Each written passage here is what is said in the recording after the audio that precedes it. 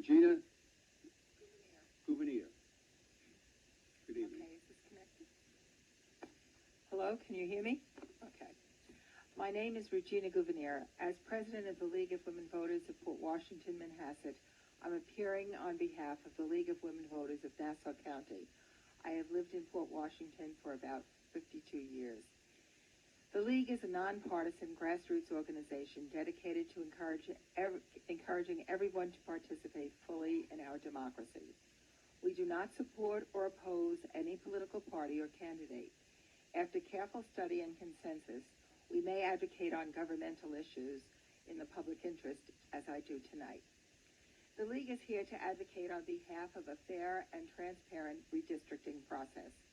Fair and transparent means providing the public with basic information regarding the Commission's consultants and mappers and an advanced schedule of meetings and proposed deadlines. The opportunity to attend all working sessions of this Commission with sufficient notice of time and place. And finally, the opportunity for meaningful input, meaning having their concerns and suggestions formally addressed. Under the proposed Commission process, noted by Commissioner Mejias at the August 31st hearing, and I quote, "The maps proposed by both delegations are to be made public by 5 p.m. on November 10th, and then sent to the legislature 3.5 hours later. The hearing on these maps is the very same day. So the public has 1 hour between 5 and 6 p.m. to review maps that may rule its government for the next 10 years." End quote. This proposed process is unacceptable.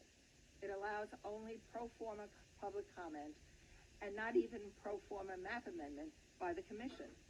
It is neither fair nor transparent, as it violates key elements of your charge from the legislature, state, and federal laws. There is ample time for the Commission to release draft maps, provide time for public comment, and to consider map revisions that address public concerns. The Nassau County Charter requires this Commission to submit a proposed map to the Nassau County Legislature by January 7th, 2023, nearly 2 months after the Commission's unnecessarily accelerated submission deadline. With respect to the congressional and state redistricting process, both the Independent Redistricting Commission and the Special Master in Harkin-Reeder versus Hochul released draft maps, provided an opportunity for public comments after their release, and made revisions to reflect public concerns. There is absolutely no reason why Nassau County shouldn't plan the same process.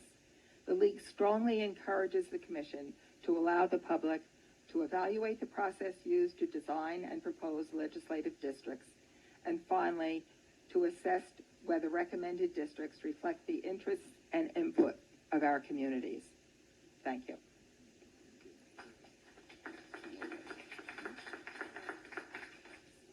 Judy Esterquest.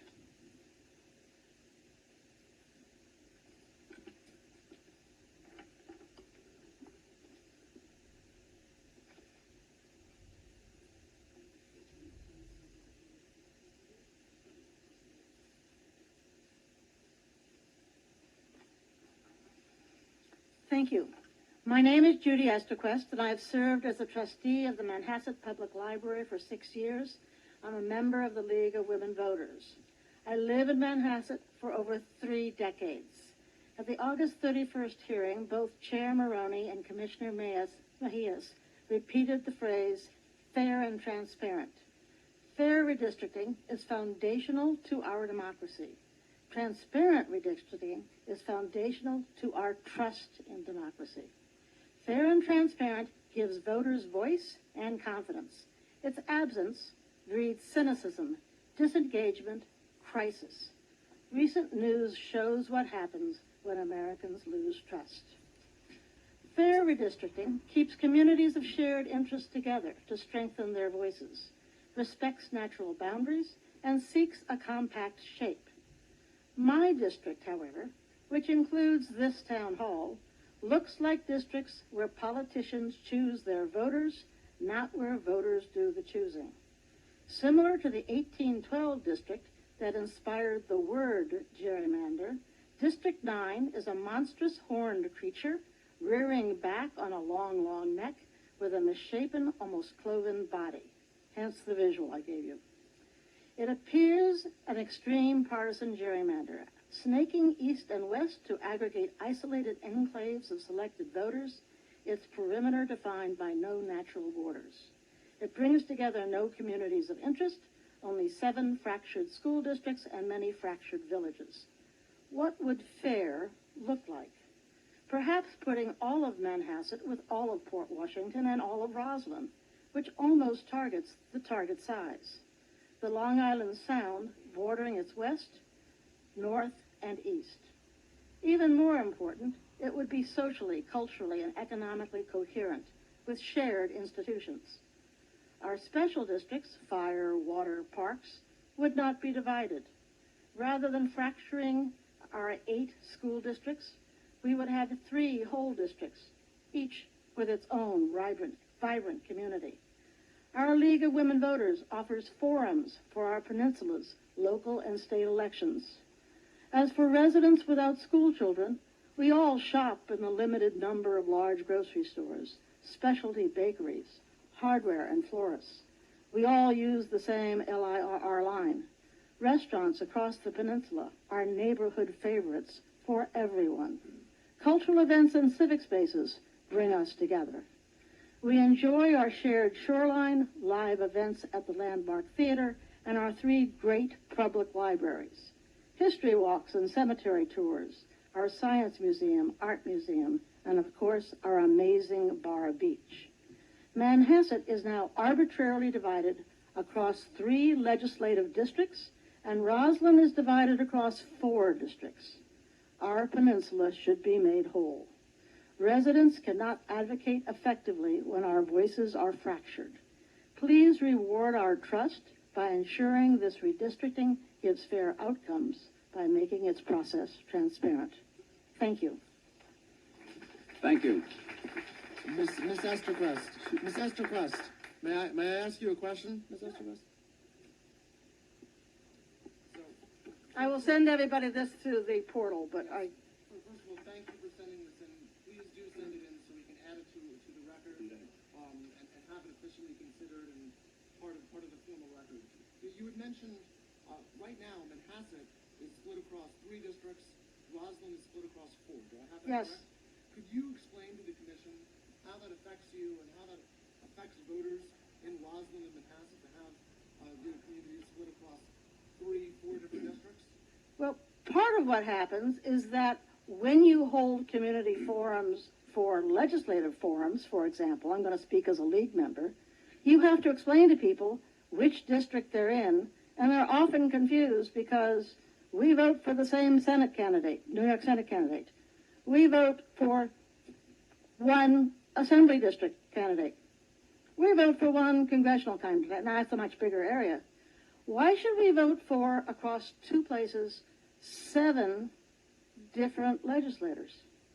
That doesn't make sense. Simultaneously, if you want to reach out to the legislature for something and you're saying, we would really like to talk about issue A, B, C, you need to explain to everybody they have to reach out to different legislators. That is a far more confusing message. And I mind you, the League studies things, we reach consensus internally, and we don't advocate unless it's something that we think is correct and in the public interest and nonpartisan. And then we want to be able to message it simply. And it is impossible to message anything simply when the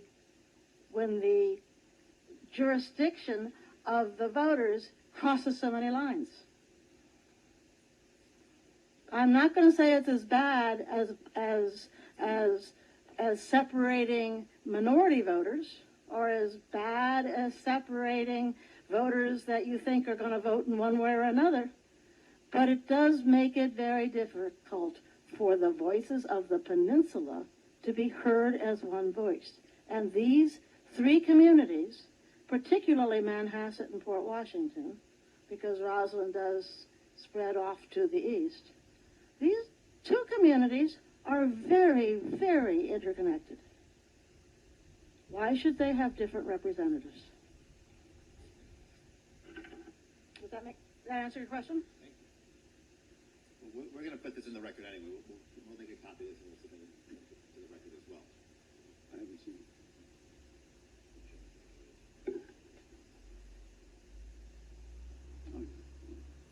it. Okay. Susan Gotterer, did I pronounce it right this time? Susan Gotterer. Gotterer. The H messes everybody up, so just ignore the H. Hi, everybody. My name is Susan Gotterer. I'm the director of the Nassau County, New York Civil Liberties Union, and I'm working in coalition with the League of Women Voters across Nassau County. I was asked last time at the legislature to sort of review best practices according to NICLU, and while I still don't have them for you in writing, I thought I would be able to do that tonight.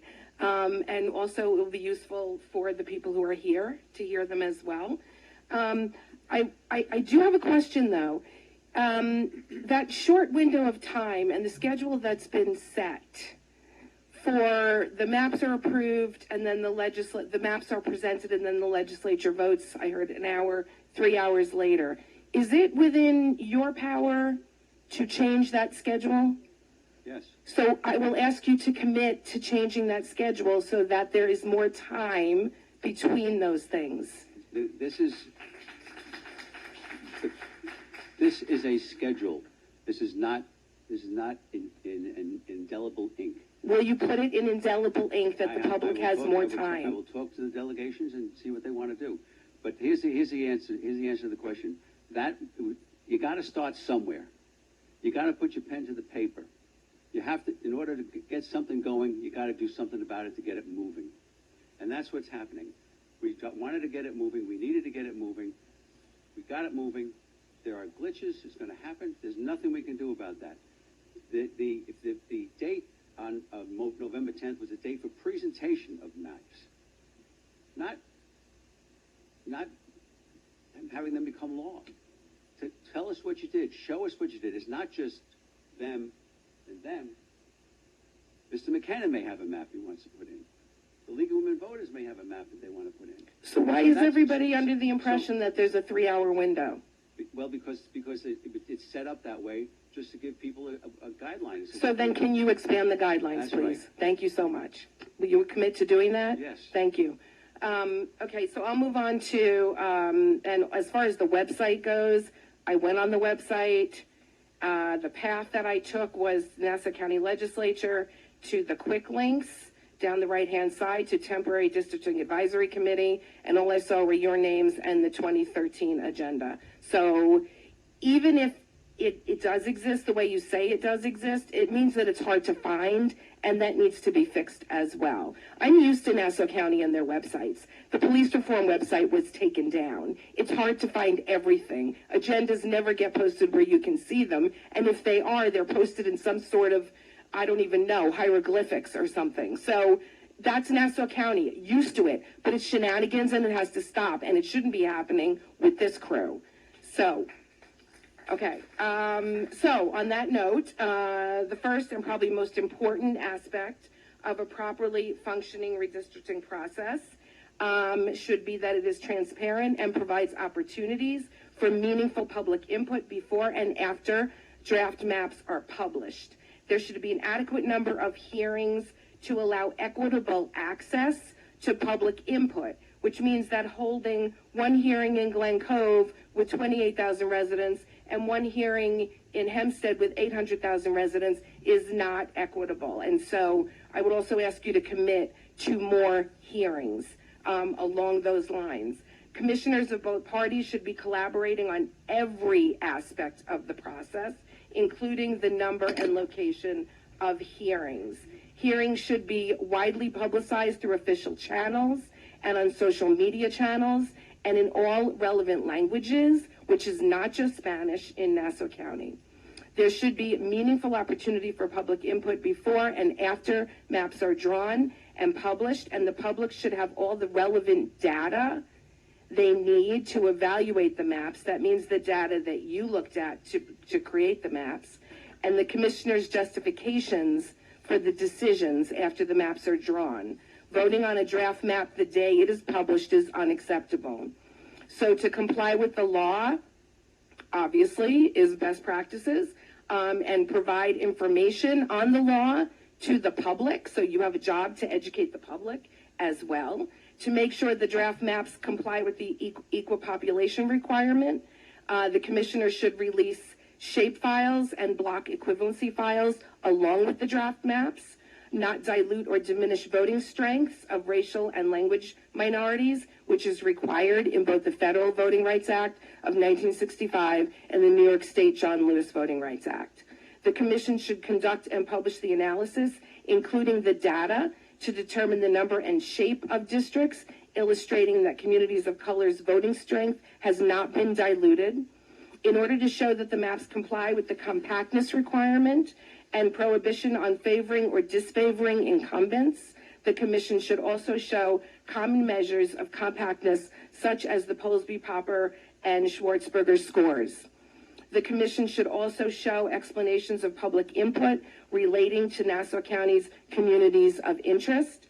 And I just want to say that a lack of transparency, which is already apparent in this process, can be corrected by following these practices. A continued lack of transparency will undermine public confidence and trigger a natural assumption that the commission has something to hide, or that it is driven by a legally impermissible motive. NICLU will be watching the entire process. Thank you for your time. Susan, I may call you Susan because I don't want to mess up your last name again. I'll say it again, and I said it at the last hearing that you spoke at. I wish you were here when North Hempstead did their redistricting, because you would be aghast with what they did. They took that man out of his district into another district where he has to, and changed his district number so that he's not there anymore. Thank you for doing this, for what you do here. I wish you had done it before. That said, we will take everything seriously that's being said here tonight. And we do take everything this serious, but please do not accuse anybody of anything in any way, shape, or form that there's some conspiracy going on here. There is no conspiracy going on here. These people over here and over here are serving for no money at all. They're volunteers. They're here and they're going to do a darn good job. And they're going to do the job that they were asked to do by this commission. I don't believe you heard me accuse anybody of a conspiracy. Thank you. I just need to note, the speaker did not accuse anybody of anything, and as a matter of practice, it's deeply concerning for any members of this commission to criticize a member of the public or question a member of the public in that sort of hostile way. So, Ms. Gotterer, I hope you continue to come and offer your views to this commission. Thank you for testifying today. Okay, next speaker, former member of the county legislature, Wayne Wink.